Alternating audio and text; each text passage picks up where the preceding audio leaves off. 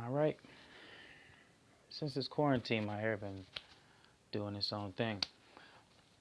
What's going on, YouTube? This is your boy Chart Slayer here, and I really want to talk about something that really needs to be talked about when it comes to trading. I feel like we need to talk about the difference between high probability and valid setups. All right, so what we're going to be going over is I'm actually going to go to the charts because I really want to show you guys how to identify high probability and valid trades and or bad trades, right? So please let's give this video a like, comment, subscribe. I really want to hit my goal next month in August to really hit 1,000 subscribers, and hopefully by maybe September-ish I can go ahead and get that 4,000 4,000 watch hours, so I can go ahead and get monetized. So please go ahead. The more you guys hit that like button, all that good jazz, the more it'll support me and the more content I'm able to bring out for you guys. So let's go ahead and get to the actual video. What's going on, you guys? So I want to go ahead and break down high probability setups real quick, right? So actually recently this week, probably Monday or Sunday, I can't remember the day, but I took this EuroCAD sell, right? I took it from the top here and sold it here for about 100 or so pips. Right now, did I capitalize off of this 100 or so? Probably not. I probably capitalized, let's say 50 pips or so, like that. I'll probably do another video explaining how exactly I manage my trades, but I want to go ahead and talk about high probability setups versus valid trade setups, or just trades that are just in the middle or in the air. So this is a high probability setup that I actually took. Let me explain what a high probability setup is. So a high probability setup is when you take trades from the tops and bottoms of price, right? I always sell as high as possible and I buy as low as possible, right? And that's a rule that I always follow no matter what. So anytime price comes in this area right here, I'm looking to buy the market, always.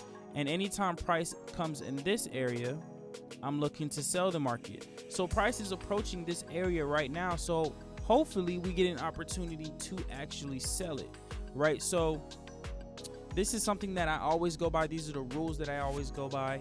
I never trade, right? I never trade in the middle, right? I never trade in the middle unless it's with the trend, right? And that's technically not even the middle, but the top would be here, the bottom would be here, but obviously there's a whole lot of space in here that we can also trade, which is the middle.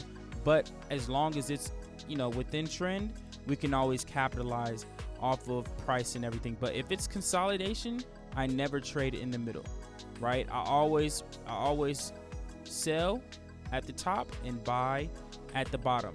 Now, what are the things you need to look for when you're actually trading high quality setups, right? And this point, this goes to rule number 3, right? So rule number 1 is I trade at the top and bottoms of structures. Rule number 2, I never trade in the middle unless I'm in the trend. And rule number 3, which is what I'm about to go through right now, is I want to stack my confirmations, right? Which is very, very important. In order for you to take a trade, you have to take the trade with confidence, right? And I always take the trade with confidence. So we had here a 1, 2, 3, and 4 touches here, right? We have 4 touches in this area, which is very important to me. So that means this area is a strong level. Then at this trend line, we had 1, 2, 3, 4 touches here. So that means not only do we have a horizontal supply zone, we also have a resistance trend line supporting this, right? As well as we have corrective structure saying that it wants to drop. At the same time, we have an engulfing candle and plenty of other confirmations explaining that, pretty much telling me, hey, you should probably take this sell. You should probably take this trade, right? So I took this trade, and like I said, it banked me, I'd say around, when it hit here, I secured 50%, and it took me out right here at around 15 pips, right? Which isn't bad because of the fact of, I took money off the table, and you can never be mad at taking profit, right? So this is one of the ways that I actually take high quality setups. Now let's talk about, you know, trading in the middle, right? And I want to go over to USD Swiss franc really quick, and let's talk about how exactly we trade, how exactly we do not trade in the middle, right? So I want you to pay attention to where exactly tops and bottoms of structures are, right? And I just said, you know, as long as price is in a trend, I will take the trade. Now we're in a sell here, we're in a downtrend, so I'm looking to sell the market. But how the market was forming before we had this big drop as of right now is price looked like it wanted to move up, right? As you can see, we had a minor pullback and a move up here, but I was not planning on taking it. Yes, if I took it, I would have had a successful trade, but I follow my plan. If I'm trading in the middle, especially if it's against the trend, I need some form of support.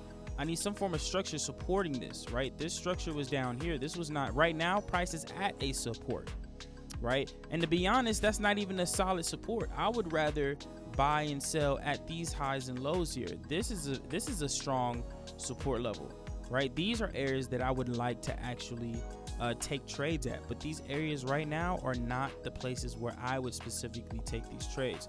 So what classifies a valid trade and what classifies a high quality? Where a high quality is always at a top and bottom of structure, a valid or a, you know, not as good of a trade is something that's in the middle, right? Something that's in the middle right here. So I want to make sure you guys kind of have an understanding on how exactly I personally take my trades, how exactly I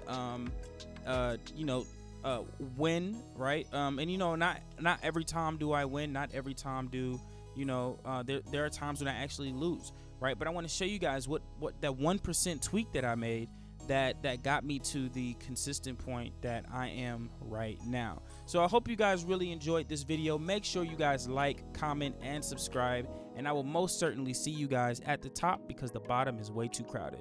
Upper echelons only, people. So I hope you guys actually enjoyed that video of how to identify the difference between high probability and valid setups. I really want you guys to understand that it's very, very easy to actually get into these trades if you look at them at the right, or if you really take the trades at the right structure, at the right level, right? So I hope you guys really enjoyed that. Let's go ahead and hit that subscribe button, like below, comment what you guys think my next video should be. I have a lot of videos planned and set out, and I want to go ahead and make sure that you guys get as much value as possible. So I don't know how to do these outros. See you guys later.